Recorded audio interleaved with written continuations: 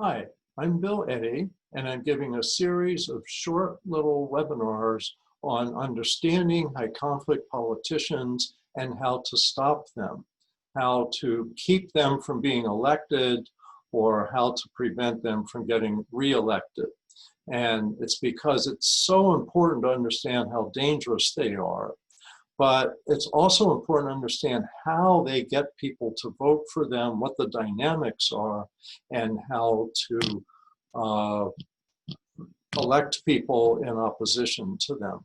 So I'm very much trying to do my part to help with the 2020 election, not just for president, but also in the Senate, Congress, and states as well. Because we have high conflict politicians sprouting all over the place for the reasons that I explain in some of the other videos that I have on my YouTube channel here.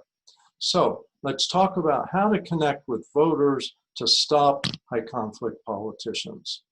And it's really not that complicated, but it's not followed by people who tend to be moderates or progressive. Democrats especially tend to have multiple ideas, and they don't focus in the way you have to focus to compete with a high conflict politician. So the first thing, number one, and I'll say it over and over and over again, is repetition.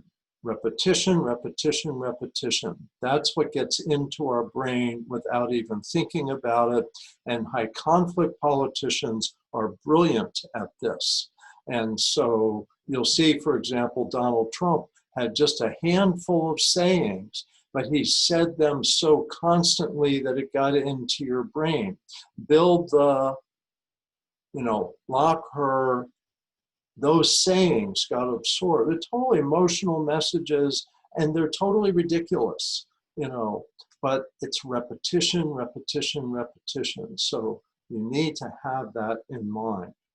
Also, you need to talk as much as your opponent does. What my research in my book, Why We Elect Narcissists and Sociopaths and How We Can Stop, I looked at a dozen different leaders over the last 100 years, really starting with the radio and Adolf Hitler. He used that for repetition purposes. And so what happened is he repeated certain things, and he really stayed narrow focused on a main target of blame. But that really worked for him.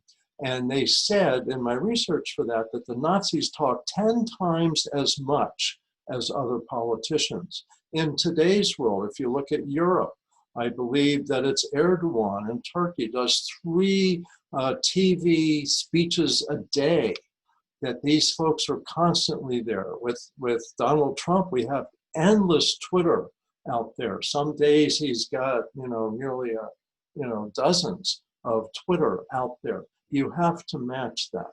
Strength, project a sense of strength. It doesn't matter what your policies are. What matters is how you appear, because TV and Facebook and radio are all about face and voice, and what gets absorbed is how you appear. Confidence in the face of criticism. It's so important that you show confidence, that you don't go rattled by someone's question, but you're like, oh, I'm glad you asked that question, and you have your response. So 1 or 2 or 3 simple phrases. Factual repetition is the best way to compete with emotional repetition.